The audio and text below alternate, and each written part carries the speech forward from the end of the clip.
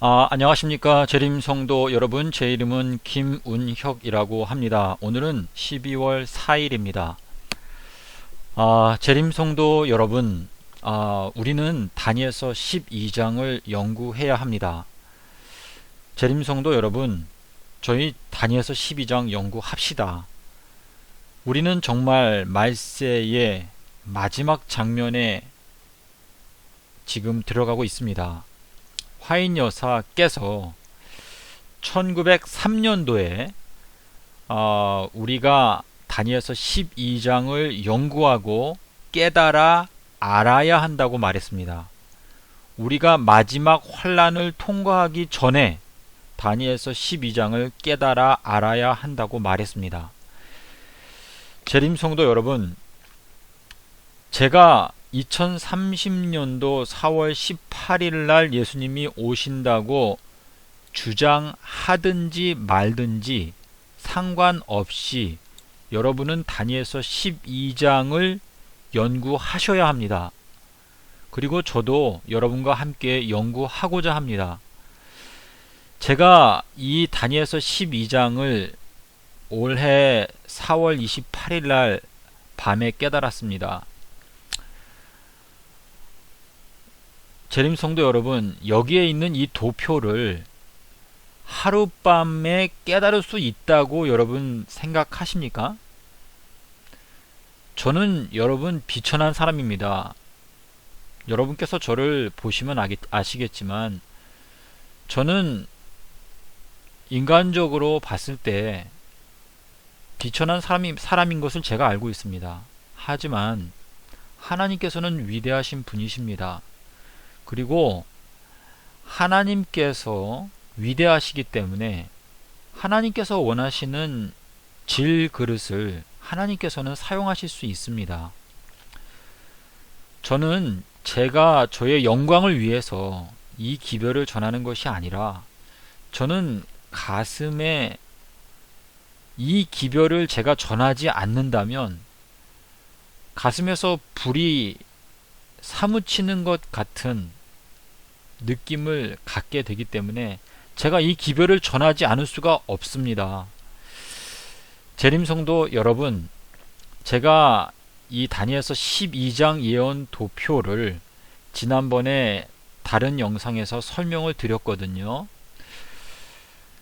여러분께서 어떻게 생각하시든지 저는 여러분께 강한 권면을 드리고 싶습니다. 그것은 오늘부터 다니엘서 12장을 연구를 시작하시기 바랍니다.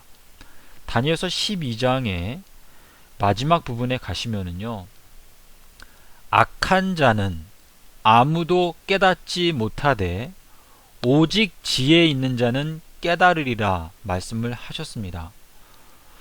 어떤 분께서 인터넷에서 예수님의 재림의 날짜를 모르는 게 더 좋다라고 말씀을 하셨습니다.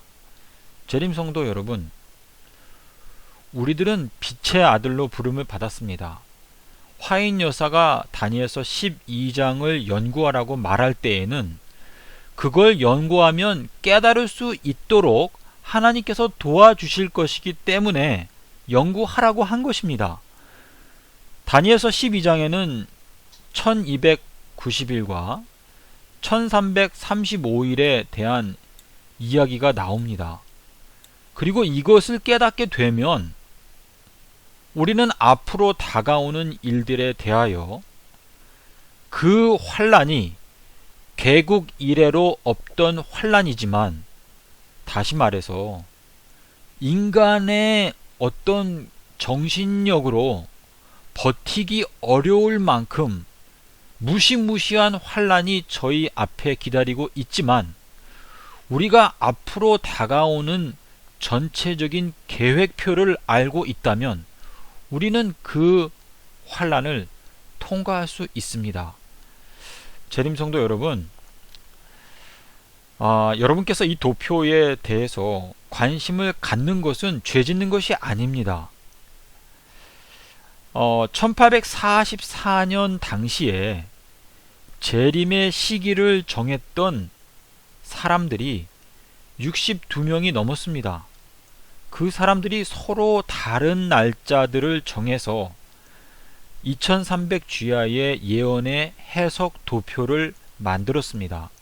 재림 성도 여러분, 우리가 재림 성도라면 재림에 대해서 가장 깊은 관심을 갖는 것은 지극히 당연한 것입니다. 베드로후서 3장 12절에 보십시오. 이 모든 일이 이렇게 풀어지리니 너희가 어떠한 사람이 되어야 마땅하뇨? 거룩한 행실과 경건함으로 하나님의 날이 임하기를 바라보고 간절히 사모하라 라고 말씀을 하셨습니다. 우리는 재림의 그 날을 사모하는 사람들입니다. 왜냐하면 그 재림하시는 그 날 우리들은 영광의 불멸의 옷을 입게 될 것이고 더 이상 눈물과 슬픔과 죄악과 탄식이 없게 되는 것입니다. 탄식이 달아나리로다 라고 말했습니다. 재림성도 여러분, 제가 이 다니엘서 12장을 깨닫고 나서 저는 사실 여기에 보시는 것처럼 2030년 4월 18일 날 예수님이 재림하실 거라고 생각한 것이 작년부터 이 생각은 원래 하고 있었습니다. 하지만 제가 재림의 시기를 마음대로 정하게 되면 많은 분들이 혼란을 겪을 수 있고 저도 이 2030년 4월 18일을 말할 용기가 나지 않았습니다. 그냥 저 마음속으로 그냥 생각하고 있었습니다. 그런데 올해 4월 28일 날 밤에 제가 이 1290일과 1335일과 그리고 7번의 윤년과 62번의 윤년과 그리고 2300번의 달과 총 69회의 윤년, 이 모든 것을 하룻밤 사이에 제가 깨닫게 되면서 저는 더 이상 이 재림의 시기에 대해서 제가 입을 다물고 있는 것이 하나님의 뜻이 아니다라는 확신을 갖게 되었습니다. 그리하여 저는 이 기별을 여러분께 전하는 것입니다. 다니엘서 2030년 4월 18일 날 주님이 오신다고 하는 이 사실에 대하여 성경적인 근거가 헤아릴 수 없이 너무나 많이 있습니다. 재림성도 여러분, 예수님께서 왜 수요일날 돌아가시고 일요일날 부활하셨는지 그 이유를 생각해 보셔야 합니다. 어떤 분들은 예수님께서 법적으로 완전히 죽었다는 것을 증명하기 위해서는 3일 밤낮 땅속에 있어야지만이 된다라는 주장을 하십니다. 재림성도 여러분, 로마 군병이 예수님의 옆구리를 창으로 찔렀습니다. 그리고 그 옆구리에서 물과 피가 나왔습니다. 그 장면을 보면서 예수님이 죽지 않으셨다고 말할 수 있겠습니까? 그러한 주장은 인간적인 해석입니다. 예수님께서 무덤 속에서 목요일, 금요일, 토요일 계시고 일요일날 부활하셨던 것은 이 지구 역사가 어떻게 맞춰질 것에 대하여 예수님께서 몸소 보여주기 위해서 그렇게 하신 것입니다. 성경은 예수님께서 금요일날 돌아가셔야 할 어떠한 이유도 근거도 지지하고 있지 않습니다. 예수님은 금요일에 돌아가실 필요가 없습니다. 재림성도 여러분, 이 예언도표에 대한 설명은 제가 지난번에 드렸기 때문에 유튜브에서 또 민초 sda.org에 제가 올려놓았습니다. 자료실에 보시면 있습니다. 여러분께서 천천히 살펴보시고 또 이해가 안 가시는 부분이 있으시면 저한테 이메일을 주셔도 좋습니다. 또 쪽지를 주셔도 좋습니다. 여러분께서 이 다니엘서 12장을 연구하시고 어느 정도 깨닫게 되셨다면 여기에 제가 적어 놓은 11가지 질문들에 대해서 여러분께서 답변하실 수 있는지 한번 자문해 보시기를 바랍니다. 여기에 있는 질문들을 여러분께서 답변하실 수 있다면 다니엘서 12장에 대해서 여러분께서 어느 정도 이해하고 계신다고 하는 사실을 나타내 주는 것입니다. 재림 성도 여러분, 다니엘서는요 4군데가 봉함되어 있습니다. 이 봉함되어 있다는 말은 영어 성경을 보시면 더 확실하게 아실 수 있을 거예요. 다시 말해서 도장으로 꽝 찍어서 아무도 그 편지를 열 수 없도록 옛날에 왕들이 편지를 보발군을 통해서 전쟁터에 있는 장군들이나 또 각 지역에 있는 그 지역 정치가들에게 왕이 명령을 하달할 때에 그 편지를 중간에 아무도 열어볼 수 없도록 하기 위해서 거기에 밀로 봉하고 거기에 왕의 인을 쳤습니다. 그래서 이 봉함되었다라는 의미는요, 그 다니엘서에 있는 내용을 사람이 읽을지라도 그 내용을 이해할 수 없도록 하나님께서 덮어두셨다라는 의미입니다. 그 의미는 무엇인가 하면 하나님께서 허락하시는 어떤 시점이 올 때까지는 사람이 그것을 읽어도 이해할 수 없도록 만들어 놓으신 것입니다. 그 내용이 여기 4가지 성경절에 나오는데요. 다니엘서 8장 26절에 보시면은요, 주야의 이상이 확실한데, 여기에는 마레라는 히브리어가 사용되었습니다. 이 이상을 봉함하라. 여기에 이상을 봉함하다 할 때 이 하존이라는 단어를 썼는데요. 다니엘서 8장을 읽어보시면 아시겠지만 이 하존이라고 하는 것은 마레보다 조금 더 큰 것입니다. 그러니까 이 다니엘서 8장에서 다니엘이 봤던 전체의 이상을 하존이라고 말하는 것이고요. 여기 2300 쥐하에 관한 그 부분적인 이상을 마레라고 표현하는 것입니다. 그리고 다니엘서 9장 24절에 가시면은요, 가브리엘이 이 다니엘서 8장의 예언에 대해서 해석해 주기 위해서 다니엘에게 와서 하는 말인데, 이 이상, 그 하존과 예언이 봉함된다라고 말했습니다. 그리고 다니엘서 12장에 가시면은요, 이 책은 다니엘서 전체를 말하죠. 이 책과 이 말씀을, 그 12장에서 하신 그 말씀을 마지막 때까지 봉함하라 말했습니다. 여러분께서 이 마지막 때가 도대체 뭔지, 이 마지막 때는 진짜 말 그대로 마지막 때입니다. 주님께서 오시는 그때를 말하는 것입니다. 근데 요것을 여러분께서 잘 보셔야 합니다. 다니엘서 12장 9절은요, 이 말씀은 마지막 때까지 간수하고 봉함하라 라고 나와 있습니다. 그래서 요 4가지 봉함되어 있는 그 이유를 여러분께서 하나님께 성령을 간구하시는 가운데 왜 이렇게 4군데가 봉함되어 있어야 했을까? 그 이유에 대해서 생각해 보시기 바랍니다.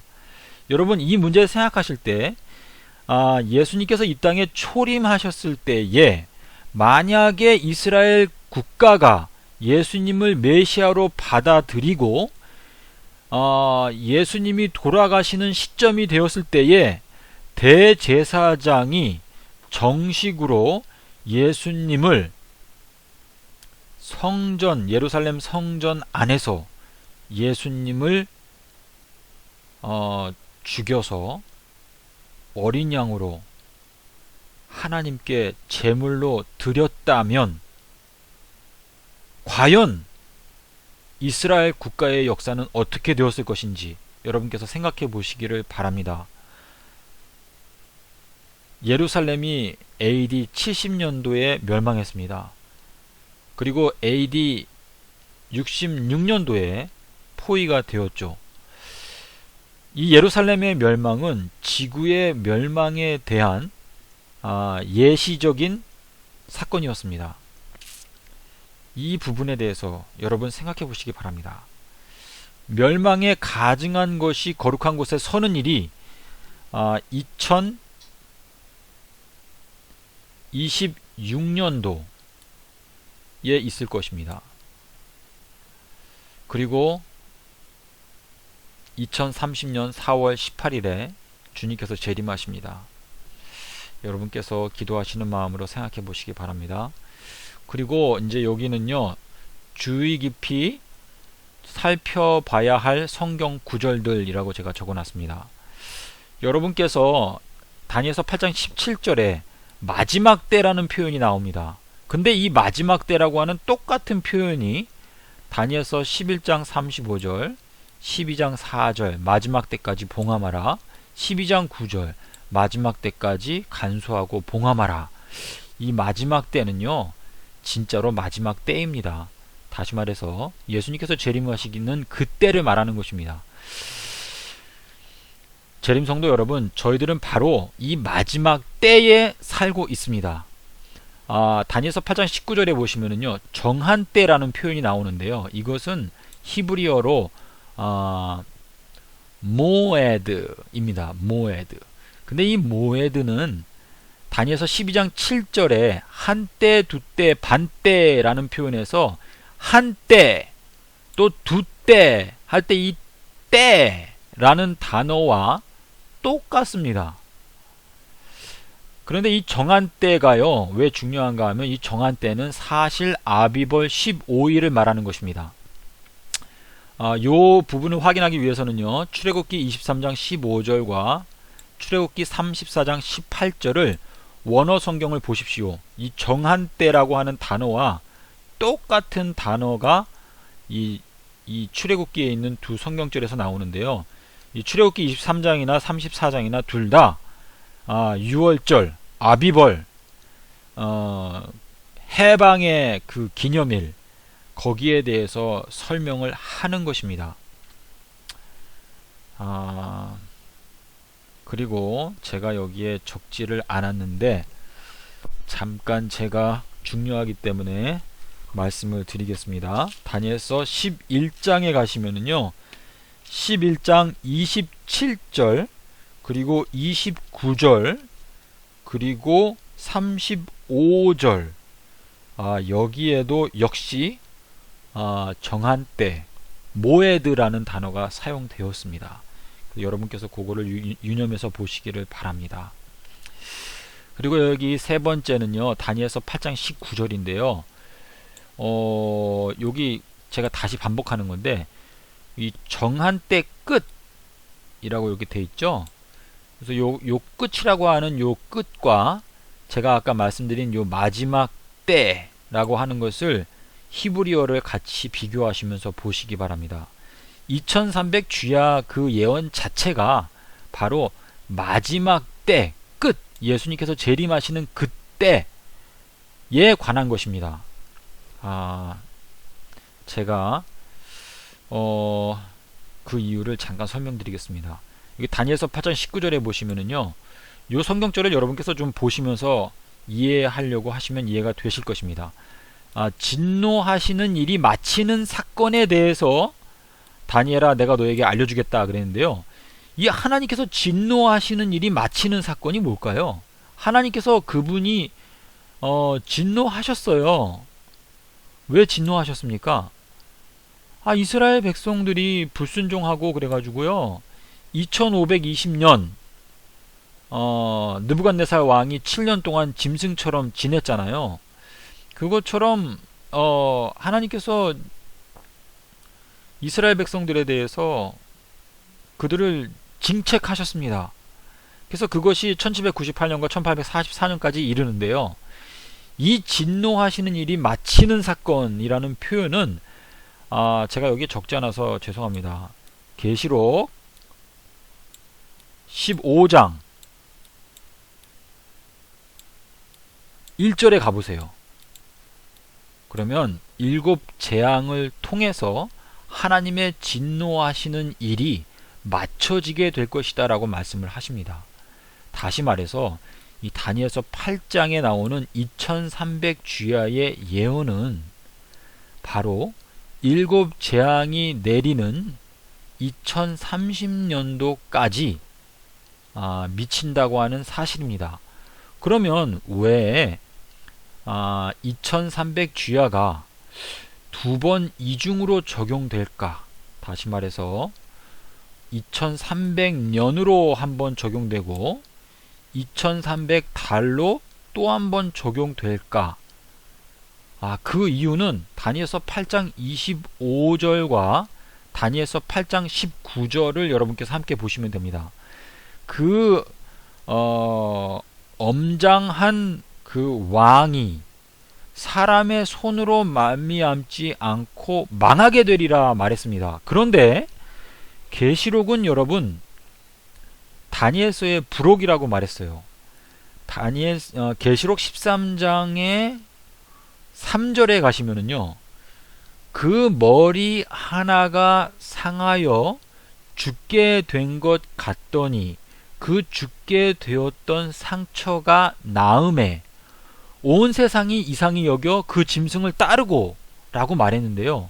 그 말은 무엇인가 하면 이 작은 뿔 세력, 엄장한 왕, 그 무섭게 생긴 그 짐승이요, 두 번에 걸쳐서 최상권을 갖게 된다고 하는 사실을 계시록 13장에서 보시면 알 수 있습니다. 그 죽게 되었던 상처가 나은 자니라 라는 표현이 나오면서요, 온 세상이 이상히 여겨 그 짐승을 따르고 라고 나옵니다. 다시 말해서 이 작은 뿔 세력이 두 번의 최상권을 갖게 되기 때문에 결국은 다니엘서 8장에 나오는 2300 저녁과 아침의 예언은 두 번 적용됩니다. 이중으로 적용이 됩니다.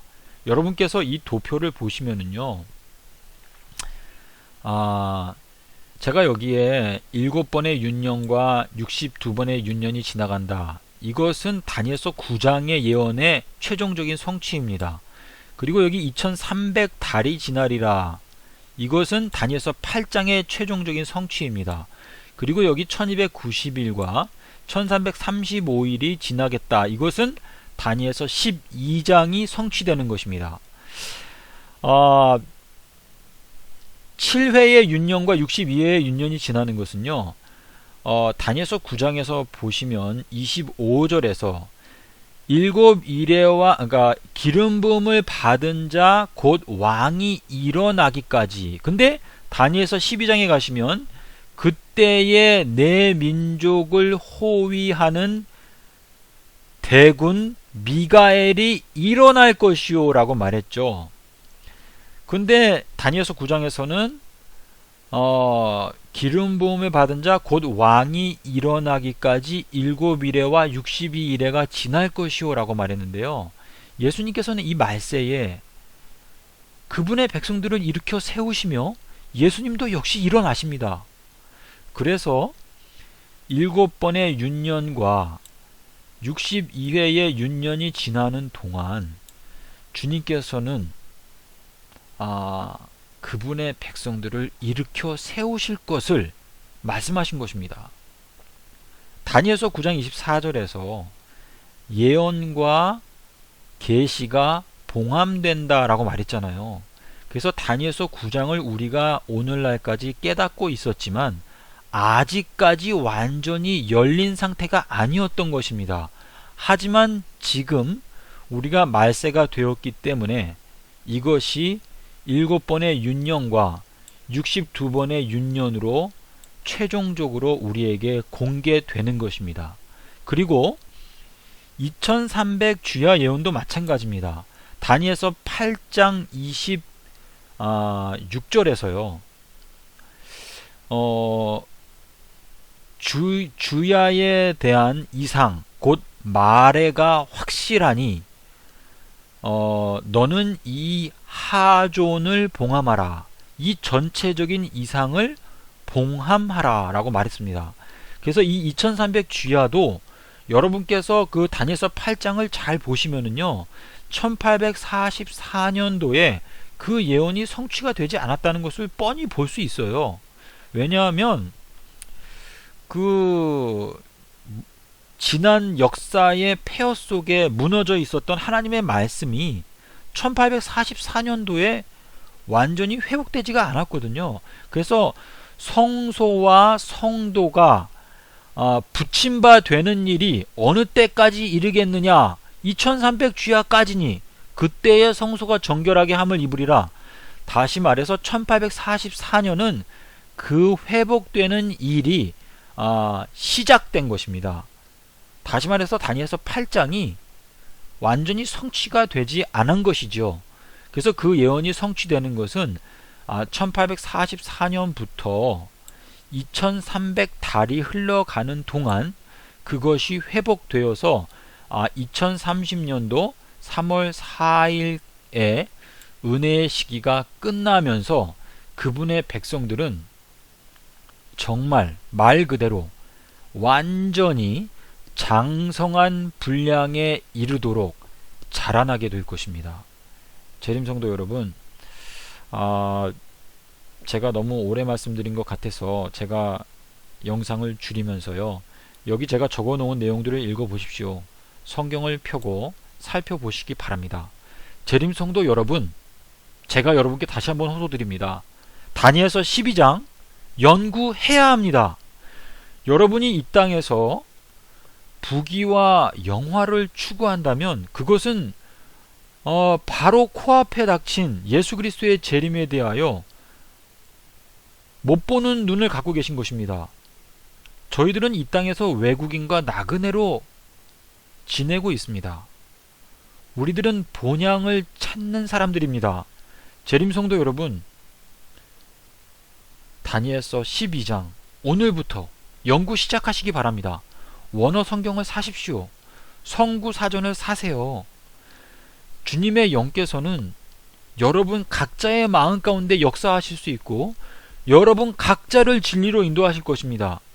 사람에게 의존하지 마시고 직접 성경을 펴서 살펴보시고 생각하시고 연구하시기 바랍니다. 주님께서는 여러분을 반드시 진리로 인도하실 것입니다. 재림성도 여러분, 저는 오늘도 비록 외롭게 지내고 있지만 저는 주님의 은혜로 잘 버티고 있습니다. 저는 밤낮 눈 뜨자마자 어떻게 하면 이것을 전할 수 있을까?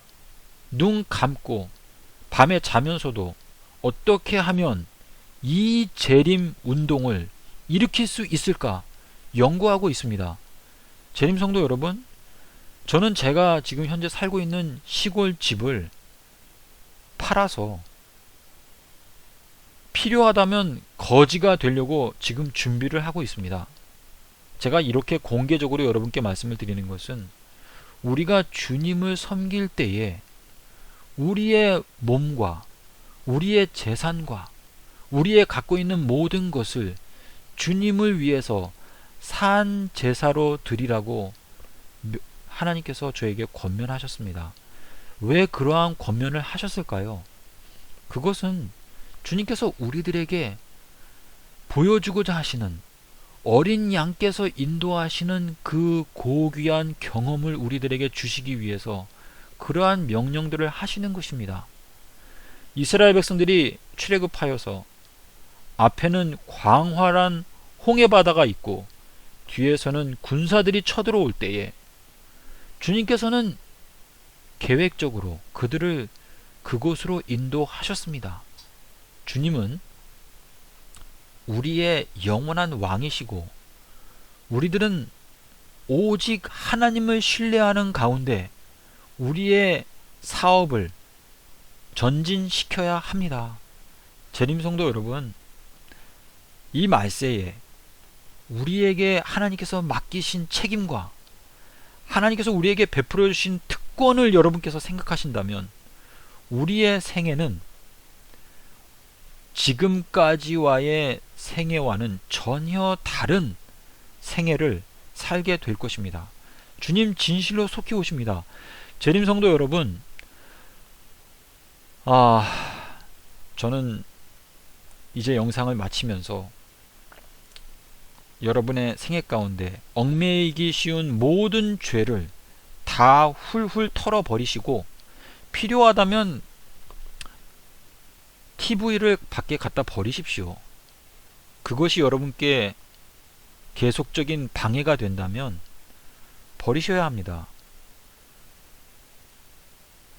우리는 재림 바로 코앞에 와 있습니다. 하지만 이 세상은 너무나 우리의 눈을 현혹하는 것들로 꽉 차 있습니다. 드라마를 봐도 거기에 푹 빠지게 됩니다. 너무나 재밌습니다. 영화를 봐도 아무것도 안 하고 영화만 봐도 너무나 재미있는 영화들이 너무나 많습니다. 재림성도 여러분, 하지만 우리는 이 땅에서 우리가 사는 목적과 이유를 알아야 합니다.